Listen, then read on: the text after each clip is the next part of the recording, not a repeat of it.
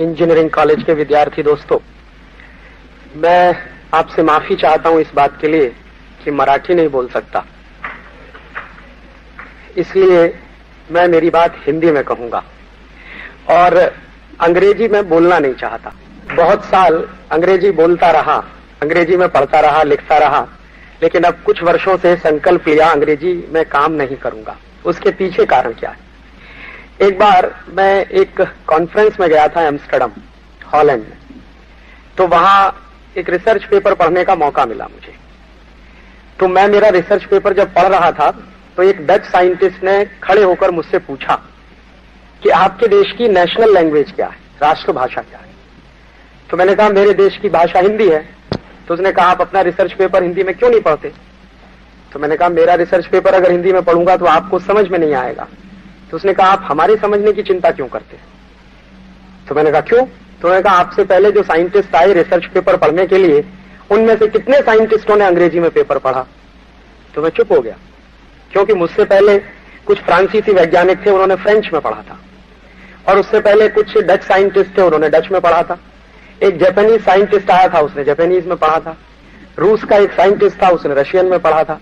तो उन्होंने कहा ये सबके सब वैज्ञानिक अपने अपने देश की भाषा में पढ़ते रहे, तो क्या हमको ये सब समझ में नहीं आया होगा? तो मैंने कहा मुझे मालूम नहीं है। तो उन्होंने कहा कि आप चिंता मत करिए, हमने व्यवस्था की हुई है, हमारे पास कंप्यूटर की व्यवस्था है, आप जिस भाषा में पढ़ेंगे हम हमारी भाषा में उसका ट्रांसलेशन करवा लेंगे, लेकिन आप उसको पढ़िए। तो मुझे पहली बार आश्चर्य हुआ कि मैं हिंदी में पढ़ नहीं सकता। तो उस वैज्ञानिक ने मुझको जो कहा, मुझे ऐसा लगा कि जैसे मेरे गाल पे किसी ने तमाचा मारा। उसने कहा कि 1947 के पहले आपका देश गुलाम था, और अगर आपका जन्म 1947 के पहले हुआ होता और आप अंग्रेजी में पेपर पढ़ते तो मेरे समझ में आता कि आप अंग्रेजी में पढ़ रहे हैं, क्योंकि आप गुलाम हैं। लेकिन अब तो आपका देश आजाद हो गया है, और आपका जन्म तो आजादी के बाद का जन्म है, तो आपको अपने देश की राष्ट्रभाषा का सम्मान करना ही चाहिए, ये उसका कहना था। तो मुझे लगा कि बात तो वो बिल्कुल सही ही कह रहा है। और उसने एक बात और कही जो शायद सभी ने मानी है और कही है कि दुनिया में कोई भी व्यक्ति अगर मौलिक काम करना चाहे, कोई बेसिक रिसर्च करना चाहे, कोई मौलिक शोध करना चाहे, तो वो तब तक संभव नहीं है जब तक कि वो अपनी मातृभाषा में चिंतन ना करे। तो उसने मुझे एक नहीं 1001 वैज्ञानिकों के नाम गिनाना शुरू किया कि देखिए ये जितने वैज्ञानिक हुए जिन्होंने कभी कोई मौलिक शोध किया है, तो सबने अपनी मातृभाषा में किया है।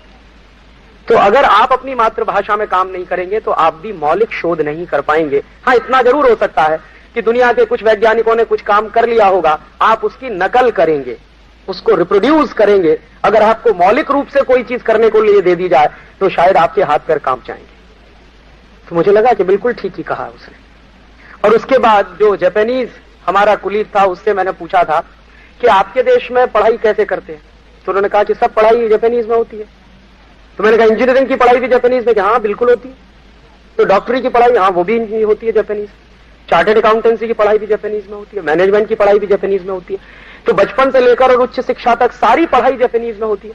तो मैंने कहा आपको कभी कष्ट नहीं होता? अंग्रेजी के जो टेक्निकल इश्यूज हैं उनको आप जापानीज में ट्रांसलेट करते हैं? उन्होंने कहा थोड़ा कष्ट होता है, लेकिन बाद में बहुत आसान हो जाता है। तो उसने जो एक दूसरी बात मुझसे कही वो ये कही कि भाषा का सवाल नहीं है, सवाल अपने राष्ट्र के सम्मान का है और अपने संकल्प का है।